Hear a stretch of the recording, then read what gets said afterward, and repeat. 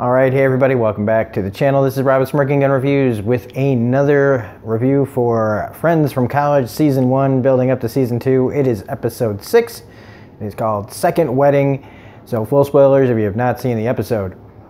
This one was hard to watch. It was very uncomfortable. Like, in a good way. It was entertaining. We got Seth Rogen as Party Dog in here. We also had the guy from who was in Office Space. The guy who was Najir. I can't even one of the guys in Office Space, Naja, whatever his name is. I don't even know that's not his real name. What the fuck am I doing? The guy from Office Space, though, that helped destroy the copier or the printer or whatever it was. He's in this too, and Seth Rogen is funny in this. And it's nice that he brings some much needed laughs to this very uncomfortable episode. Because even though Fun Ethan is in the house, it is an epic fail. Right? I gotta say that the most, grounded, most normal of the group is Nick, who, just lives off his trust fund and sleeps with, girls half his age, but he seems the most, normal. And Marianne, she does her thing too, and she's pretty normal, but Max and Sam and Lisa and Ethan, they've got some issues to work out, and it's just getting worse. And in this, it almost just gets completely set on fire. Weddings can bring out the best in people. But like Kobe Smolder says, if you're not in the mood, it's the worst place in the world. And she really, man, does she act. That's why I picked this. Because, man, when she puts on her serious face and she decides to talk real, she can be a pretty intimidating actress. I mean, kills it in this. Everybody dancing around things. Literally and figuratively. So after Fun Ethan, well, they're all excited because this guy named Tag is coming into town.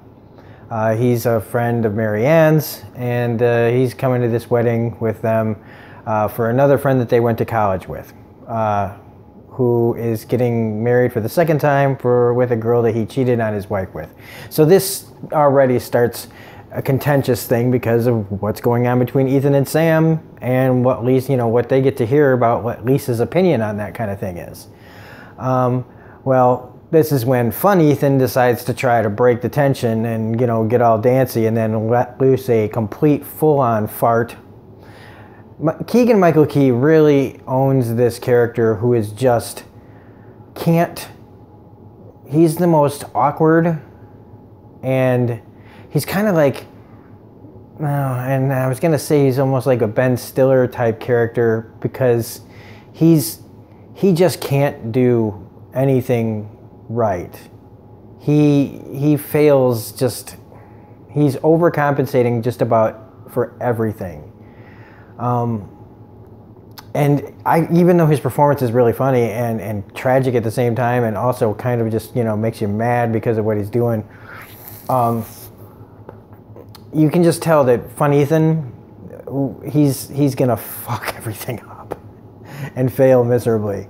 So they go to the wedding, and this is where they all Felix broke up with Max last episode, and Max is trying to, I'm cool, which means I'm not cool. I'm gonna probably do something really stupid. And then Sam shows up. And since her and Ethan didn't meet up at the hotel, both of them are mad at each other, which is get over yourselves, I guess, kind of. And then they see Party Dog, played by Seth Rogen. Hopefully I didn't say Seth Green earlier. I get them mixed up sometimes, even though they look completely different. And I love the way he kind of plays against him, no, man, I'm not Party Dog anymore, who hasn't met that sober friend that, has, turned used to be the party animal and is now like, completely straight-laced and everything. But, if I partied pretty hard, and if anybody ever brought that up, like, and called me some of my old nicknames or something, I wouldn't get bent out of shape over it. In fact, I'd probably go, yeah, I really wish I was still Party Rob, But that's just not the way things go as you get older sometimes. The party has to stop at some point, I feel like. And it's the only way we're going to grow and mature as people. Everything in moderation, Those of us who couldn't do things in moderation, well, we kind of have to find new ways to have fun. But Fun Ethan just keeps failing here, punching a guy accidentally in the face.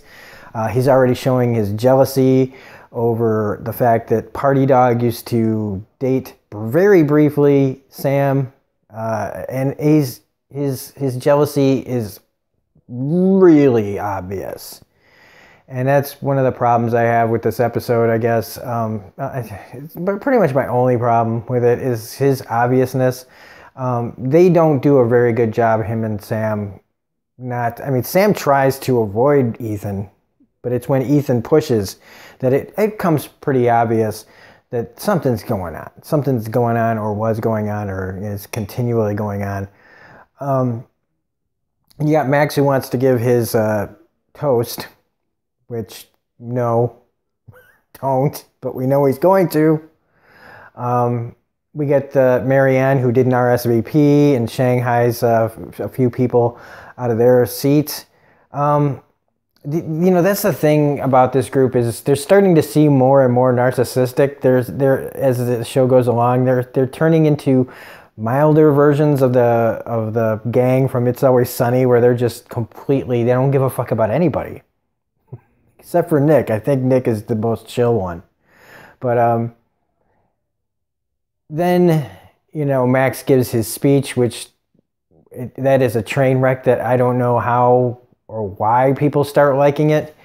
The guy that looks like a fucking de-shelled turtle, who tells the story but doesn't tell the story of something bad that happened, but don't tell anybody, and if you do know, don't expose it. That's creepy. Like, how did they give that guy a mic?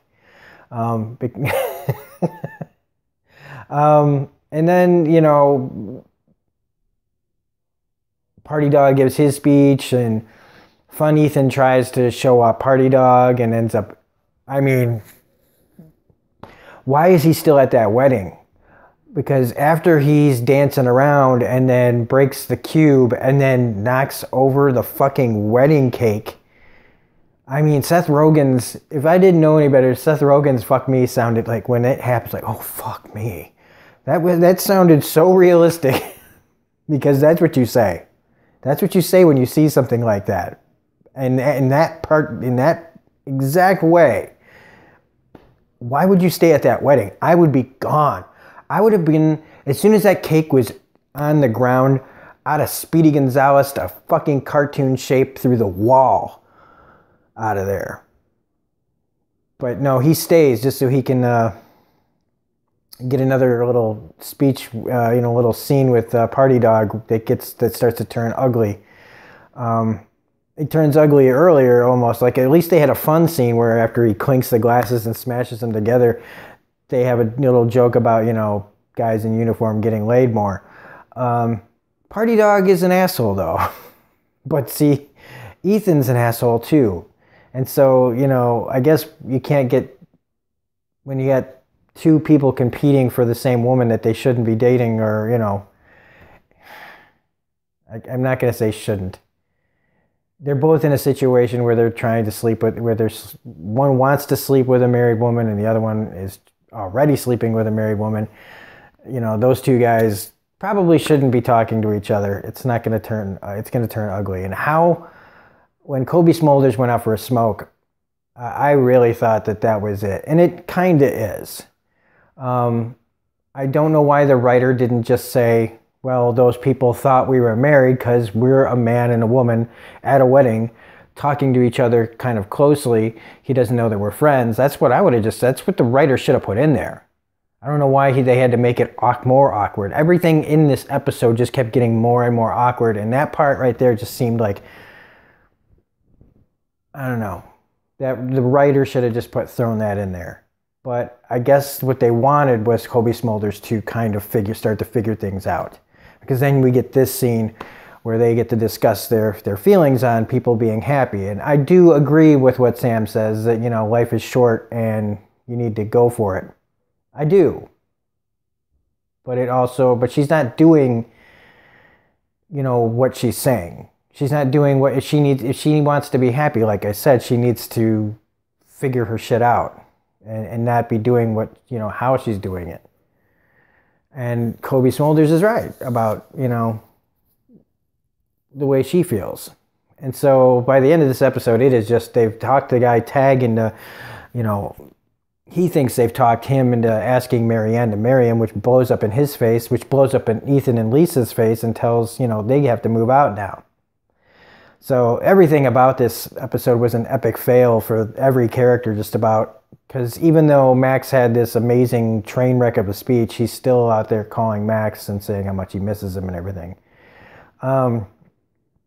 Yeah, I mean, for the most part, it seems like these friends probably should have less and less contact with each other, except for Nick. I still think that nobody, maybe not all of them. I think maybe that, you know, for these people to be healthy, Sam and Ethan need to move, you know, like that core group, Sam, Ethan, Lisa, they need to figure out their stuff. And as we know, if you haven't seen the episodes coming up, I don't really know where they're going to take it in season 2 because of the way they end it, but it's all getting really, like, I kind of want to crank out the rest of these episodes just to get to season 2 today, because it's just, I can't take it anymore.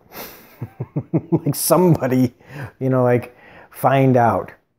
But I also know what Cobie Smulders does in, like, the next episode. So anyway, that's it. I haven't been to a wedding in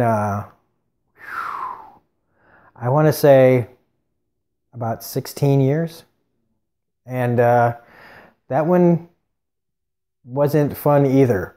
I haven't been to a fun wedding since I was like probably 13 years old. So, oh wow, no, even longer than that. I think I was like 10.